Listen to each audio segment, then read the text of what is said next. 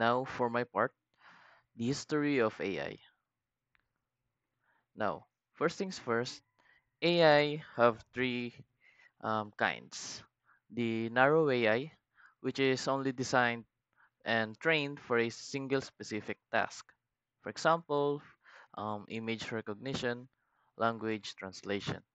Next one is the general AI, which is also called a strong AI. Now, these AI have a human-like cognitive abilities.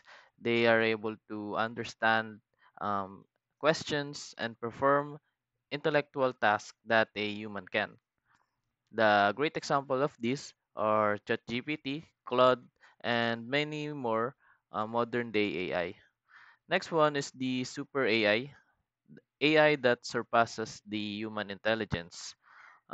This is a concept for the future, or ito yung mga klase ng AI na parang inaasahan na mabubuo in the next few years.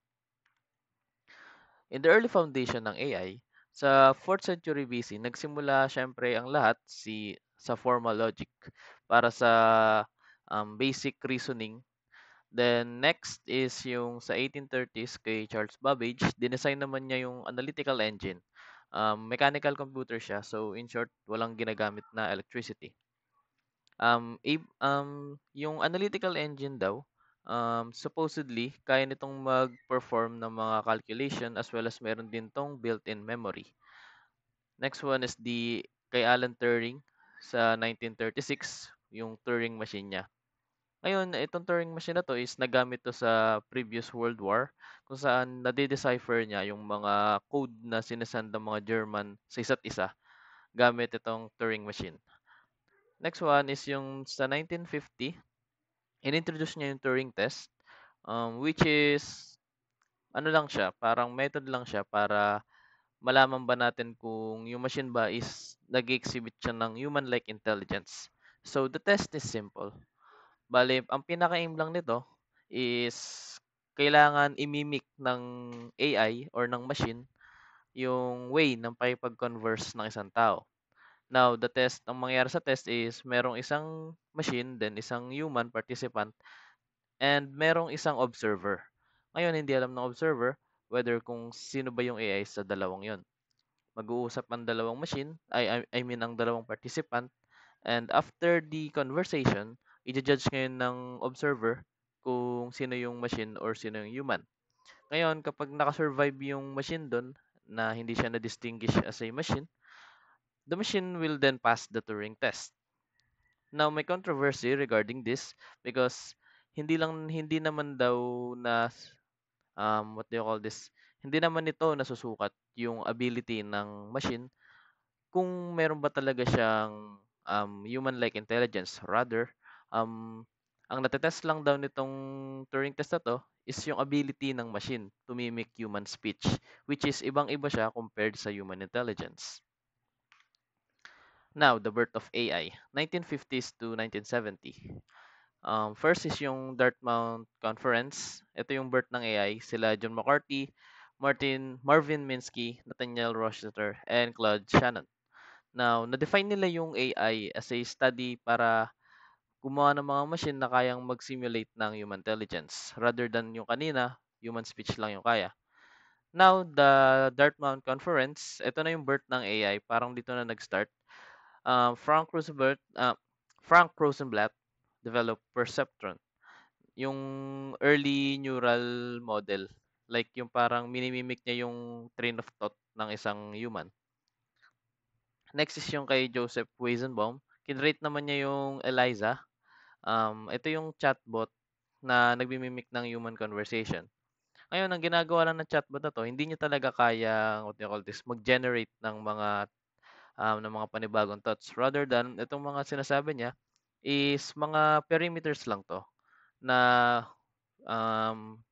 program sa kanya uh, before before letting the public use this one. So parang yung mga sagot niya dito is they call this predefined na rather than mag-iisip siya then tsaka siya mag-answer. Now, as the AI research grow, naka-face siya ng maraming limitation kasi nga nung mga 1970s, yung computing power natin is napakahina pa. Like yung pinakamalakas nating what do you call this computer chip is almost at least single core pa rin and bababa pa rin yung hertz na kayang i-perform sa calculation. Rather than ngayon mga modern day is puro GPU yung ginagamit sa atin kasi kaya nito yung yung parallel processing na tinatawag. And mas malakas na yung mga calculation, I mean computation power ng mga chips natin ngayon. Now, AI winters and revival. May tinatawag tayong AI winters kasi ito yung part kung saan yung AI is nag-slow down yung development. Nag-slow down siya mostly dahil sa sa mabagal na pag-usad or yung lack of major breakthrough. Limited din yung hardware nga natin like earlier sinabi ko. And dahil nga dun sa limited yung computing power and hardware natin, mabagal nga talaga yung magiging breakthrough. Next one is yung revival na ng AI. Ito na yung 1980s to 1990s. Lumabas yung expert system. Now, expert system is a system kung saan kinokompose siya ng three humans. Now, first, yung expert, ibabato niya lahat ng knowledge niya about something. For example, a medical doctor. Lahat ng alam niyang knowledge, lahat ng alam niyang techniques or practices is ibibigay niya kay knowledge engineer. Now, si knowledge engineer is i-structurize niya lahat ng data na yon na pwedeng magamit ng computer system. Now, yung user, gagawin lang ng user is siya yung makikipag-interact sa system. Like, if he or she wants to know about something, kayang i-provide yon ng expert system as long as yung information na yun is na-provide na ng expert. Next one is yung IBM's Deep Blue. Now, ito yung AI naman to na ginamit para sa chess. Um, Ayun, na-defeat niya yung si Garry Kasparov. Isa siyang chess champion, world chess champion. So, ito na yung tuloy-tuloy na pag-angat ng AI. Now, the modern AI boom, um, nakagawa si IBM ng Watson kung saan nanalo siya sa Jeopardy. Ito yung parang higher level ng chess dahil sa natural language questions. Deep learning revolution begins with AlexNet kung saan ito na yung um, tawag dito yung neural network na to is masyado ng complex as well as kaya na yung mga task like image recognition. Next one is Google's AlphaGo sa natalo niya yun sa board game na mas mahirap pa sa chess as well as the generative AI yung pag-rise. Ito na yung mga AI na hindi naka-predefined yung mga nila, yung mga context nila. Like kaya na nilang mag-generate. For example, sinabi ko kay AI na gawan mo ako ng tula na Tagalog na about kay Sarah. Ngayon, imposible naman parang naka-predefined 'yun sa database ng AI na 'yun, 'di ba? Dahil sa neural network as well as dun sa datasets na nasa kanya, makakapag-generate siya ng simple poem about kay Sarah in Tagalog. So, 'yun yung tatawag na generative AI. Nagagamit rin yung generative AI sa self-driving cars since dahil sa AI is nakakapag-decide ng maayos yung system ng mga kotse sa decision making. As well as gamit na gamit ngayon ng AI sa automation para ma-lessen yung um, problems or mishap sa workplace. Now, yung mga application ng mga modern world AI natin is virtual assistants. Kay Alexa, gamit na siya ngayon sa modern homes. Like, you can ask Alexa to open the lights, start the car, turn on the TV, and many more. Google Assistant on your phone, as well as meron na rin sila sa bahay. Kay Siri, parang same function lang sila ni Google Assistant. Sa iOS nga lang siya. AI in healthcare.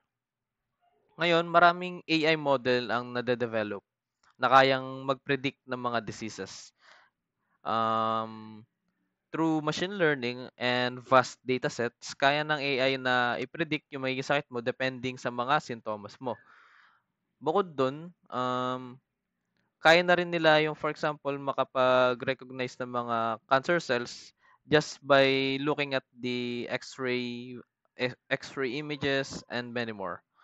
Tapos ang maganda pa sa AI sa healthcare, hindi na kailangan ng tawag dito, private doctor para lang ma-personalize mo yung ano mo, yung parang treatment mo. You can just ask the AI kung ano ba magandang treatment sa certain disease mo. And then after providing the personalized treatment, you can go ahead na para um, i-ask yun sa mga doctors na gawin sa'yo. Kaysa sa mag-ask ka pa ng isang doctor na isa-isang i-check yung mga sakit mo and kung paano ba i-treat to. You can just ask AI kung ano yung magandang plan. And as as as I said earlier, the self-driving cars. Thank you.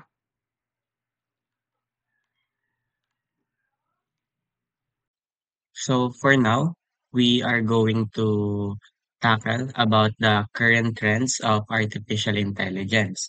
But before going to the current trends of artificial intelligence, let us discuss who is the father of AI, and that is John McCarthy. So John McCarthy was an American computer scientist who coined the term artificial intelligence or AI in 1956 and was one of the key pioneers in the field. McCarthy developed the Lisp programming language, which became essential for AI research and contributed to early AI concepts like time sharing and heuristic programming. So si John McCarthy, siya yung nag-coin or yung nagbuo ng salitang artificial intelligence which is 1956. Kaya siya na rin yung naging parte ng paggawa na itong tinatawag nating AI at maituturing na father of AI. Siya rin yung nag-contribute sa mga early AI concepts like time sharing. Ito yung parang within the same time, maraming process kayang gawin yung isang computer or yung isang system. Then yung mga heuristic programming. So next naman tayo, yung mga current trends. First, AI in healthcare. So, syempre, AI in healthcare involves the application of artificial intelligence to improve medical diagnosis, treatment, and patient care. So, one of the best example nito is yung Google's DeepMind. It is developed an AI system called AlphaFold, which predicts protein structure with remarkable accuracy. This breakthrough has accelerated research in drug discovery and understanding diseases, potentially leading to new treatments for conditions like Alzheimer's and cancer. So, alam naman natin na healthcare, in terms of healthcare, napakarami nating pwedeng makitang mga problems or issues. And for some reason, yung artificial intelligence is one of the beneficial kasi ito yung magiging way or paraan para ma-solve yung iba't ibang mga sakit or diseases na hindi pa natin nahahanapan ng solusyon. Yun yung kayang maibigay na tulong ng artificial intelligence as a current trend. So next tayo is sa ethics and governance. AI ethics and governance refer to the frameworks and guidelines designed to ensure the responsible development and deployment of AI technologies. So one of the example is yung European Union's AI Act. It is a regulatory framework aimed at ensuring AI systems are safe, transparent, and accountable. It classifies AI application based on risk level and imposes strict requirements for high-risk systems such as those used in hiring or law enforcement to prevent bias and discrimination. So dito naman, nakapokus naman yung AI dito to handle yung maiwasan or prevent yung tinatawag nating bias and discrimination, especially in ethics and yung ating governance. Ito yung naglalabas sila ng mga regulatory frameworks, ng mga batas na nakapokus sa pagiging responsible or accountable sa paggamit ng mga artificial intelligence. Followed tayo sa AI-driven automation. It involves the use of artificial intelligence to perform tasks that traditionally required human intervention, often with greater efficiency and accuracy. So one of the best example nito is yung UiPath. It is a leading robotic process automation platform uses AI to automate repetitive tasks like invoice processing. For instance, it can extract data from invoices, validate it against company record, and update financial system without human intervention, saving time and reducing error. So one of uh, pinaka-gist ng AI-driven automation nito is gumamit ng artificial intelligence sa mga karad kadalasang mga task na nangangailangan ng human intervention. So ngayon, hindi na siya need ng human actions or hindi na kailangan ng effort from humans since artificial intelligence na yung kikilos. Next is yung generative AI. It refers to AI models that can create new content such as text, images, music, or code based on patterns learned from existing data. So one of the best examples is yung ChatGPT by OpenAI. It is a generative AI model that creates human-like text. It is used for tasks like drafting emails, writing code, or even composing poetry. Another example is yung DALL-E, which is generate unique images from textual descriptions, such as creating a futuristic cityscape with flying cars. So, generative AI is yung one of the most common used artificial intelligence nowadays. Kasi ito yung mga kayang gumawa ng mga mga things na kayang gawin ng or contents na kayang gawin ng isang tao. Halimbawa, yung mga text, images, music, kaya na yung gawin ng generative AI. Gagaya nga nung example na ChatGPT. And then, nandito rin yung explainable AI or yung XAI. It refers to artificial intelligence system designed to provide clear, understandable explanation for their decisions and actions. So example nito is yung sa healthcare. An AI system called IBM Watson for Oncology provides treatment recommendation for cancer patient. It not only suggests therapies but also explains the rationale behind its decisions by referring medical literature and patient data. This transparency helps doctors trust and validate the AI's recommendation. So, siyempre yung AI nagpo-provide siya ng different information, pero kailangan meron siyang explanation. Yun yung purpose ng explainable AI.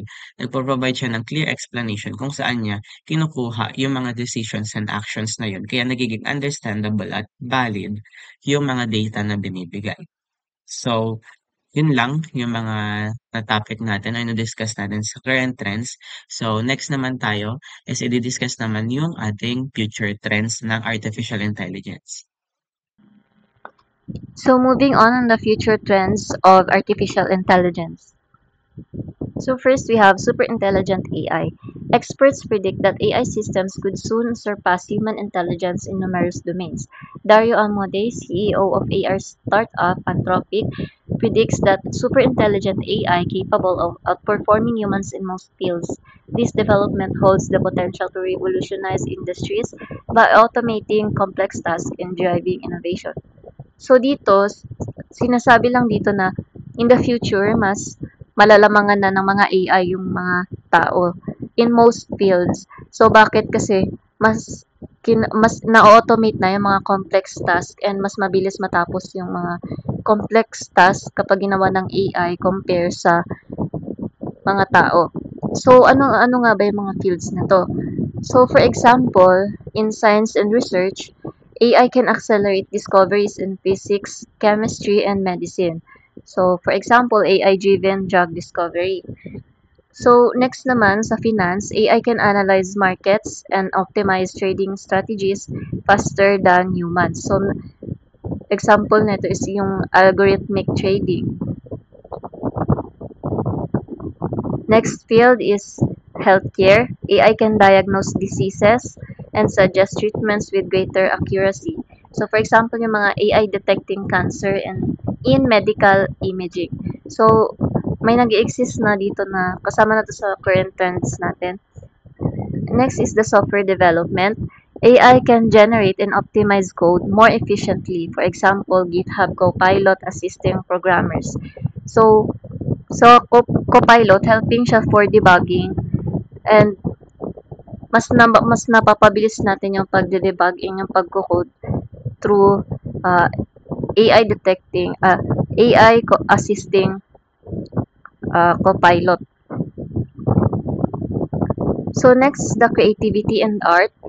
AI can generate music, art, and literature. For example, AI-powered design tools like DALL-E. So, na-discuss naman to sa current trend na yung mga content na yun is pwede na i-generate ng yung mga content like music, uh, art, and literature is pwede na i-generate ng AI. So, mas napapadali, mas na-automate yung mga gawain ng tao through AI.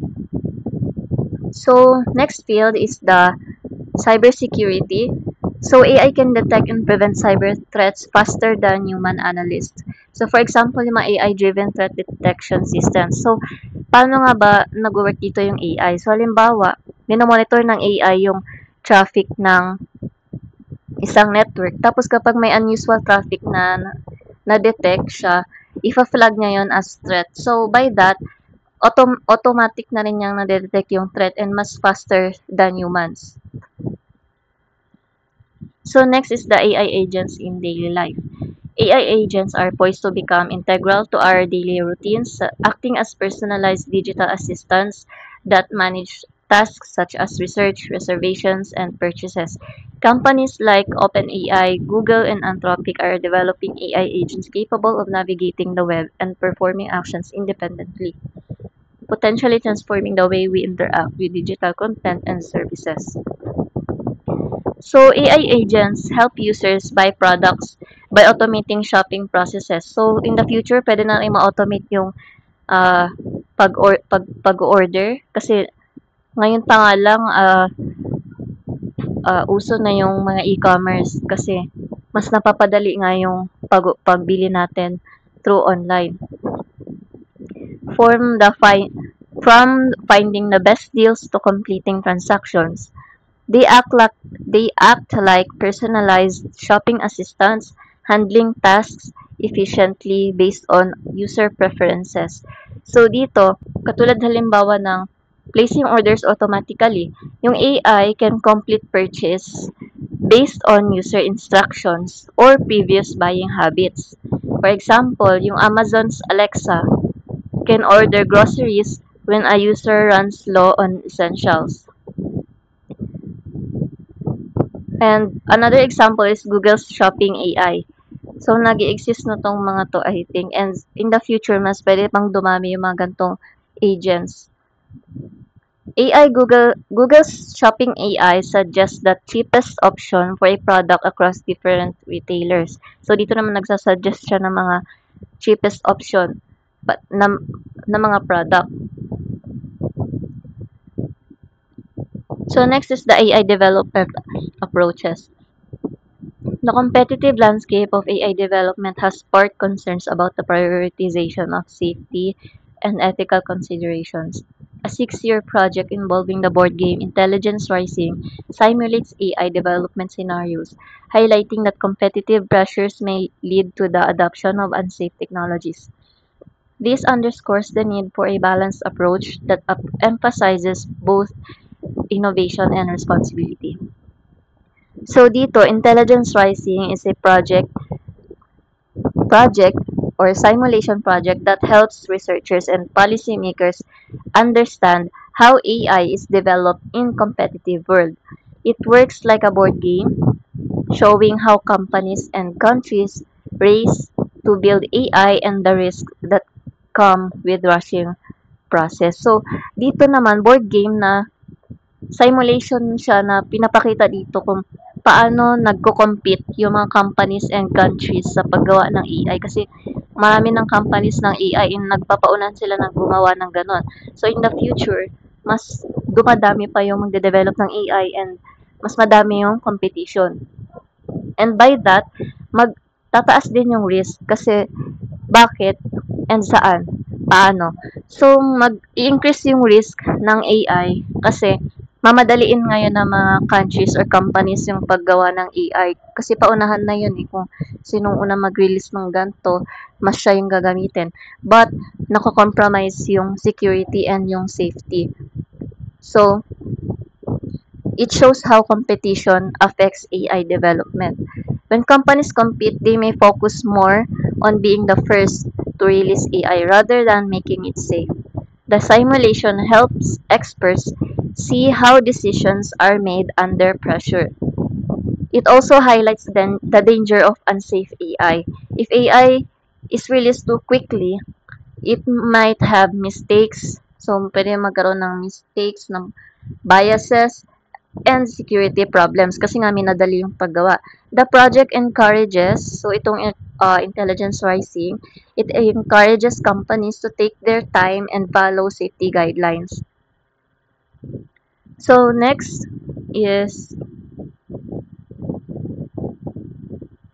AI for global challenges. AI plays a crucial role in making cities more sustainable and energy efficient by analyzing vast amounts of data and optimizing urban planning. So AI holds significant potential in tackling pressing global issues such as sustainability and climate change. At the Global AI Action Summit in Paris, leaders emphasized redirecting AI investments toward challenges like urbanization, carbon emission reduction, and biodiversity restoration. For instance, AI can aid in designing greener cities and optimizing energy systems, contributing to a more sustainable future. So, dito, optimizing energy systems. So, halimbawa niyan is yung solar panels. So, AI can forecast sunny. So, kaya niyang i-predict yung sunny and cloudy days to adjust panel angles.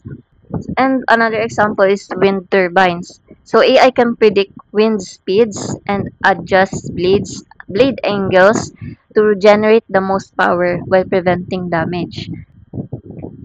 Next is advances in AI research. Recent studies highlight significant advancements in AI technologies across various domains. A scoping review of state-of-the-art AI technologies reveals progressing in processing unstructured data, developing unsupervised learning models, and enhancing the interpretability of AI predictions. These developments are crucial for broader adoption of AI in real-world applications, ensuring safety and reliability. So dito naman, uh, yung AI pwede siyang gamitin para mag-process ng unstructured data. Like handwritten notes, audio, or social media post more accurately. For example, kayang basahin ng AI and i-summarize yung customer feedback from emails and online reviews. So by that, magkakaroon siya ng insights yung mga sellers or yung company about sa customer buying habit and preferences. Kasi sinummarize niya yung feedback. So, and another is learning without labels. So for example, AI can now recognize patterns and make predictions without needing labeled examples. For example, AI system can group similar medical images together without doctors manually sorting them. So, making AI easier to understand. AI models are becoming more transparent so humans can see why they make certain decisions. For example, AI in finance can explain why it approves or denies a loan based on a person's spending history. So halimbawa, pwedeng gamitin yung AI sa finance para i-approve or i-deny yung loan. So halimbawa, mas marami siyang based on person's spending history. So kunwari, mas nag-spend siya sa gantong month and na-predict na nag-spend siya sa ibang month. Pwedeng gamitin yung AI para i-deny yung loan. Next is the AI and employment. The integration of AI into various sectors is transforming the workforce landscapes. While AI automates repetitive tasks, it also creates opportunities for new roles that require advanced skills. This shift necessitates a focus on reskilling and upskilling programs to prepare the workforce for emerging job categories, ensuring that human labor complements AI capabilities effectively. So dito, AI is changing jobs by taking over repetitive tasks while also creating new roles that require advanced skills. So for example dito sa automating simple tasks. So for example, uh, AI can handle data entry, scheduling, and customer support chatbots, reducing the need for manual work.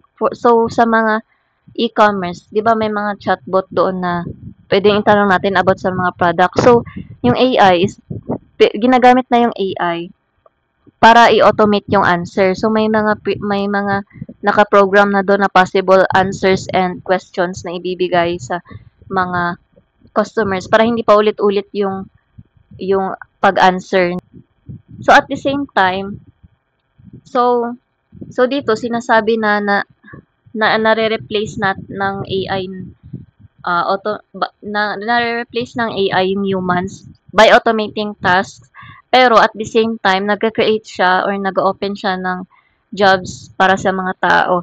Kasi mas kailangan ngayon, habang nagde-develop yung AI, mas nagde-develop din yung demand para sa mga workers and yung skills na para mag-develop ng isang AI. So for example, AI engineers, data analysts, and robot supervisors are now in demand to develop and manage AI systems. Because of this shift, workers need training and new skills to stay relevant, such as learning how to work with AI or analyze data. So in the future, mas possible na mas ma-replace pa talaga tayo ng mga AI, but at the same time, we have to learn some skills for AI related jobs. And last is the public perception of AI. The public's perception of AI significantly influences its adoption and integration into society. Understanding and addressing concerns about AI, such as job displacement and privacy issues, are crucial for building trust. Engaging the public through transparent communication and education can demystify AI technologies and highlight their potential benefits, fostering a more informed and accepting society. So dito, yung yung opinion ng mga tao about AI is puwedeng makaapekto sa kung paano nila i-adapt yung AI sa araw-araw nilang kailangan, needs. So sabi kasi nagwo-worry yung mga tao kasi nga yung AI puwede nang ma-replace yung, trabaho na ginagawa ng mga tao. Nagwo-worry sila na hindi nila kayang pagkatiwalaan yung AI, and also may concern sila about sa privacy issues. Some worry, ayan nga, will take jobs or invade privacy, making them hesitant to trust AI. So companies must explain how AI works and kung ano yung mga benefits ng AI sa kanila, like improving healthcare or making tasks easier. And also, when people understand AI better, they are more likely to accept and use it in their lives. So in the future, masasabi natin na mas magkakaroon ng distrust yung mga tao sa pag-adapt ng AI into their daily lives kasi ayun nga yung concern nila na mare-replace tayo ng mga AI and some privacy issues. In conclusion, AI has evolved significantly from its early theoretical foundations to its current state, where it drives automation, data analysis, and decision making across various industries. Presently, AI trends focus on ethical AI, explainability, and integration with emerging technologies like quantum computing. Looking ahead, AI is expected to become even more sophisticated with advancements in general AI, human AI collaboration, and responsible development. While AI represents immense opportunities, addressing ethical concerns, biases, and job displacement remains crucial for sustainable future. So, ayun nga, AI is nag-evolve siya ng nag-evolve. Meron from automating tasks, data analysis, and decision making. Meron siyang, on the contrary, meron itong ethical concerns, biases, and job displacements, which is yun nga nagiging concern ng mga tao and mas magiging concern pa ng mga tao in the future. So that's all for AI. Thank you.